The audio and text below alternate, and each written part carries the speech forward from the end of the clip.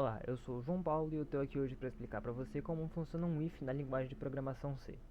Antes da gente comentar, é importante salientar que esse vídeo aqui vai ter uma estrutura extremamente simples para explicar uma coisa que é simples também, que é o if.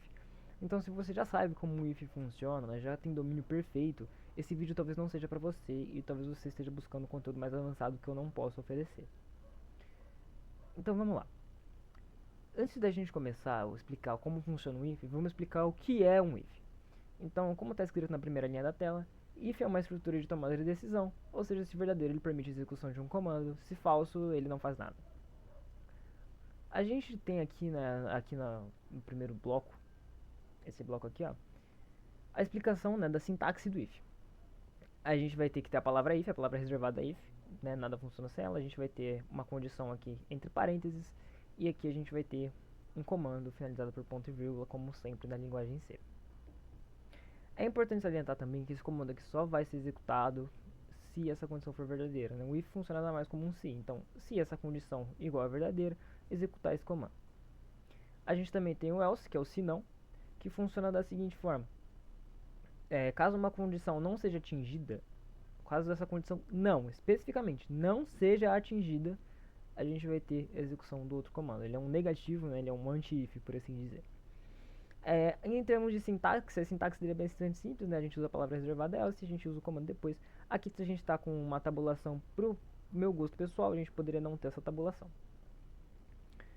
E a gente ainda tem o else if, que funciona como um if, só que subsequente.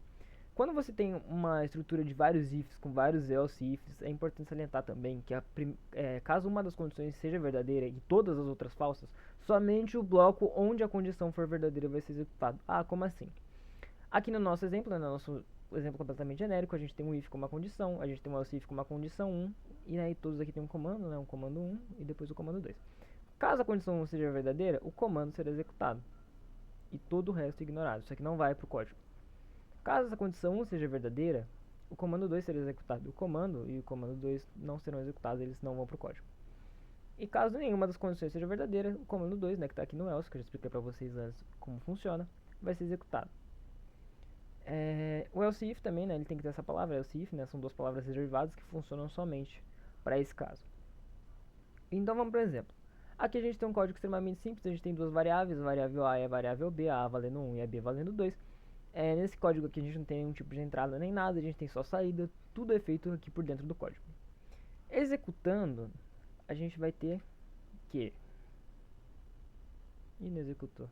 Maravilha, vamos fio. Aí. Pequenos erros de gravação, tá executando. Aqui ele deu que A maior que B, porque A vale 2 e B vale 1, e 2 logicamente é maior do que 1. Então é assim que funciona o if, né? Aqui a gente tem a nossa condição, A maior do que B, se A maior do que B, imprimir A maior do que B, se não, B maior do que A. É importante, né, cuidar, aqui eu fiz esse código com esse objetivo específico, porque a gente tem essa condição A maior do que B. Você pergunta, né, você como espectador me pergunta, tá, e se A não for maior nem menor? Mas é possível A não ser maior nem menor? Beleza, se A for igual. A é igual a B. Vamos executar e ver o que acontece. A gente tem, né, que aqui ele deu outra saída, ele deu B maior do que A, mas B não é maior do que A. Mas isso acontece por um motivo muito simples. Eu programei a única condição sendo A maior do que B. Como 2 não é maior do que 2, 2 é igual a 2, ele caiu no else, porque o else não tem condição nenhuma. Quando o if é falso, o else executa. Independente da condição que esteja ali, né? O programa não tem esse nível de esperteza. Então é importante você sempre prestar bastante atenção na condição que você está colocando no seu if, porque às vezes não é uma condição que funciona sempre. Às vezes existe ali alguma entrada, algum usuário pode colocar alguma coisa que quebra o seu if e isso daí consequentemente vai quebrar o seu programa e vai fazer ele falar coisas que você não gostaria, como nesse caso. A e B são iguais e o B, né, aqui ele está dizendo que o B é maior do que o A e isso daqui não condiz com o que eu gostaria e também não condiz com a realidade. Para, né, o conserto dessa situação, a gente pode colocar aqui um else if. Vamos usar o nosso else if aqui na frente de vocês. A gente coloca aqui else if. A gente coloca aqui a IA já até me sugeriu, mas a gente vou escrever até o final. A maior do que B. Né, aqui na próxima linha eu dou um printf. A igual a B, né, aqui como a já me sugeriu, ele já corrigiu tudo perfeitamente. E agora executando, a gente tem, né, que A igual a B, ele deu exatamente o que eu gostaria que desse. E agora esse código aqui funciona como uma comparação de qualquer entre dois números inteiros, né, já que as variáveis são inteiras. Aqui a gente já tem um código bastante complexo. Aqui a gente já tem dois números, né, A e B, né, as mesmas variáveis que anteriormente, só que agora A vale 2 e B vale 3. E aqui a gente tem uma estrutura muito complexa, né, relativamente extensa. Eu vou explicar pra vocês detalhe a detalhe do que esse código está fazendo aqui. Vamos lá. Se A mais 2, presta atenção, eu leio o if como C, eu recomendo que vocês façam isso também, ajuda bastante pra lógica. Se A mais 2 é maior do que B e A, né, esse operador aqui, esses dois comerciais funcionam como um E, um operador lógico E, e A igual a B ou B maior do que A, coloco isso aqui. Esse daqui é um if extremamente complexo. Aqui ele tem bastante coisa, ele tem vários operadores lógicos, ele tem um operador de maior, aqui ele tem um igual, aqui ele tem um ou, a gente está usando parênteses. E tudo isso pode ser feito no seu if, viu? Você mesmo, você pode fazer esse if complexo em casa, sem enrolações. Mas é importante você também saber, você entender o que você está fazendo, viu? Não vai fazer um if todo maluco, todo cheio de condição aí, no final ele não executa quando você quer.